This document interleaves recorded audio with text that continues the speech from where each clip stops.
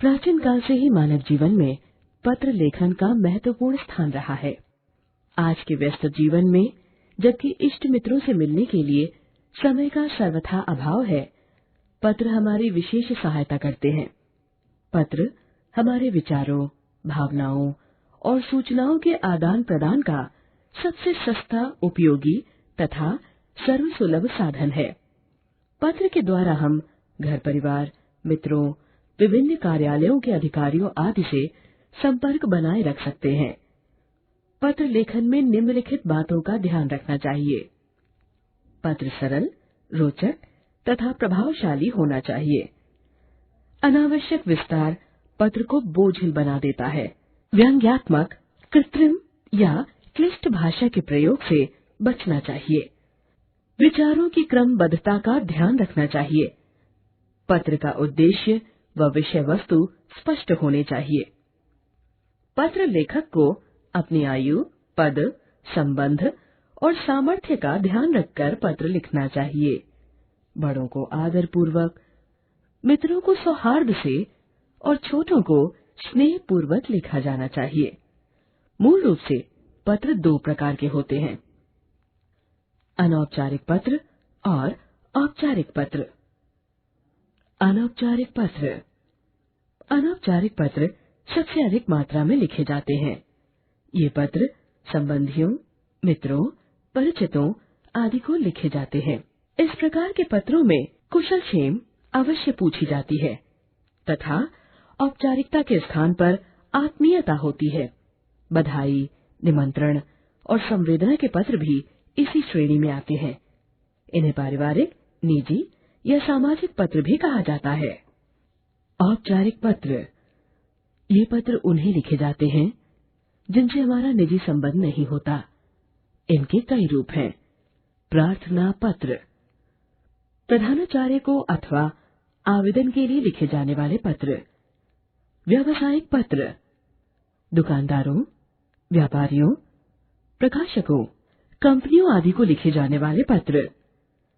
कार्यालयीय पत्र, किसी व्यक्ति की ओर से किसी कार्यालय, विभाग, संस्था, अधिकारी को लिखे गए पत्र या शासन की ओर से व्यक्ति को लिखे गए पत्र अथवा किसी शासन विभाग द्वारा दूसरे शासन विभाग को लिखे गए पत्र।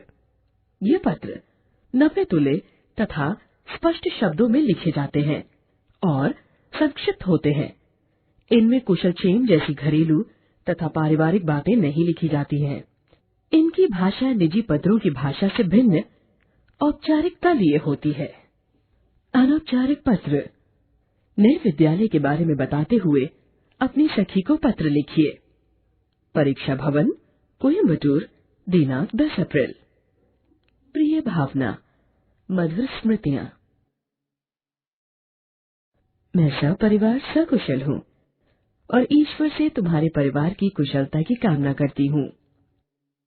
यह पत्र मैं तुम्हें अपने नए विद्यालय के बारे में बताने के लिए लिख रही हूँ। मेरा विद्यालय कोयम्बटूर के सर्वश्रेष्ठ विद्यालयों में से एक है। यहाँ का वातावरण पढ़ाई के लिए बहुत ही अनुकूल है। सभी विषयों के अध्यापक अध्यापिकाएं बहुत योग्य तथा परिश्रमी हैं। प्रतिदिन प्रातःकालीन सभा में विद्यार्थी प्रार्थना, आज का विचार तथा आज के समाचार पढ़ने के बाद समूह गान गाते हैं। उसके बाद प्रधानाचार्य महोदया भी महत्वपूर्ण बातें बताती हैं। यहाँ का खेल परिसर सर्वश्रेष्ठ है। इसके अतिरिक्त विज्ञान तथा कंप्यूटर प्रयोगशालाएं, नृत्य संगीत कक्ष, सुंदर सभागार, संगोष्ठी कक्ष तथा दृश्य श्रव्य सभागार भी अत्यंत सुंदर और आकर्षक है। अभी मुझे यहाँ आए कुछ ही दिन हुए हैं, लेकिन मुझे ऐसा लगता है मानो मैं यहाँ कई वर्षों से पढ़ रही हूँ। यहाँ मेरे कुछ अच्छे मित्र भी बन गए हैं। शेष सब कुशल है। अपने माता पिता को मेरा प्रणाम कहना तथा बहन ऋचा को प्यार। तुम्हारी अभिन्न सखी बरखा। अध्ययनशील होने की सलाह देते हुए अपने छोटे भाई को पत्र लिखिए। छात्रावास, कला निकेतन पब्लिक स्कूल, नई दिल्ली। दिनांक 15 दिसंबर। प्रिय सूरज, सुभाशीष, ईश्वर की कृपा से मैं यहाँ कुशल पूर्वक हूँ। आशा करता हूँ कि तुम सभी वहाँ प्रसन्नता पूर्वक होंगे। कभी माताजी से यह ज्ञात हुआ कि इस वर्ष तुम्हारा ध्यान पढ़ाई से हट रहा है। तुम औरत बच्चों की संगति में आकर पढ़ाई के महत्व को भुला बैठे हो। माँ और पिताजी हमसे बहुत उम्मीद लगाए हुए हैं। वे चाहते हैं कि हम अध्ययन करके बड़े अफसर बने। हमें उनका यह स्वप्न पूरा करना है। सभी जानते हैं कि अध्ययनशील व्यक्ति ही जीवन में कुछ बन सकता है। अध्ययन केवल तुम्हारी ज्ञान वृद्धि ही नहीं करता, बल्कि तुम्हें सही रास्ता दिखाकर कुसंगति से दूर रखता है। अध्ययन का अपना एक अलग ही आनंद है। अध्ययन हमें आम लोगों की श्रेणी से ऊपर उठाता है। अध्ययनशील व्यक्ति ही उन्नति की राह पर आगे बढ़ते हैं और उच्च पद को प्राप्त करते हैं। मैं चाहता हूँ कि तुम निश्चित ही इस ओर अपना ध्यान लगाओ और अपने जीवन को संवारने का प्रयत्न करो। प्यार सहित तुम्हारा शुभचिंतक निशांत। औपचारिक पत्र। चरित्र प्रमाण पत्र प्राप्त करने हेतु अपने विद्यालय के प्रधानाचार्य को प्रार्थना पत्र लिखिए। प्रधानाचार्य महोदय, एपीजे स्कूल, राजेंद्र नगर, अहमदाबाद, दिनांक 22 फरवरी। विषय चरित्र प्रमाण पत्र हेतु प्रार्थना पत्र। महोदया, मैं आपके विद्यालय की 8वीं स कक्षा का छात्र हूँ। मेरे पिताजी का स्थानांतरण दिल्ली हो जाने के कारण अब मुझे यह विद्यालय छोड़कर जाना होगा। मैं आपके स्कूल में नर्सरी से पढ़ रहा हूँ। मैंने हर वर्ष 90% से अधिक अंक प्राप्त किए हैं। मैं पढ़ने के साथ साथ स्कूल में होने वाली अन्य सांस्कृतिक गतिविधियों में भी हमेशा बढ़ चढ़कर भाग लेता रहा हूँ। मैंने वाद विवाद प्रतियोगिता तथा अभिनय प्रतियोगिता में ही केवल प्रमाण पत्र प्राप्त नहीं किया है, बल्कि खेल कूद के क्षेत्र में भी अनेक पुरस्कार जीते हैं।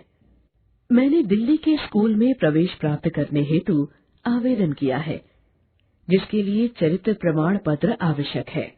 अतएव आपसे प्रार्थना है कि मुझे चरित्र प्रमाण पत्र देकर कृतार्थ करें।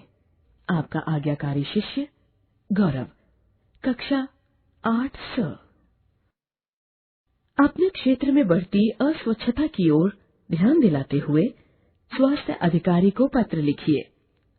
स्वास्थ्य अधिकारी, सिविल लाइंस, दिल्ली नगर निगम, दिल्ली, दिनांक 5 सितंबर।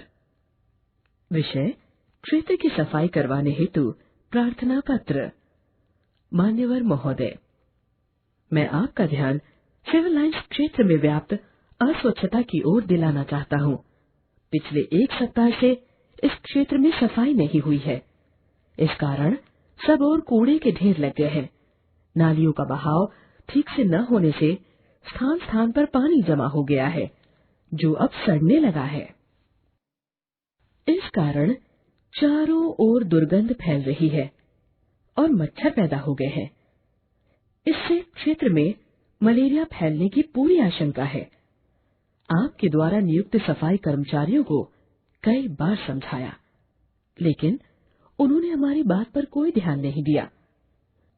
वे नियमित रूप से आते भी नहीं हैं तथा आकर भी इधर उधर बैठकर अपना समय खराब करके चले जाते हैं। उन्हें ज्यादा समझाओ तो वे अभद्र व्यवहार करने लगते हैं। आपसे प्रार्थना है कि आप स्वयं निरीक्षण कर यहाँ की स्थिति को समझें तथा इस संबंध में उचित कार्यवाही करें। सधन्यवाद। भवदीय विनोद शर्मा, सचिव, मोहल्ला सुधार समिति, सिविल लाइंस, दिल्ली। निम्नलिखित विषयों पर पत्र लिखने का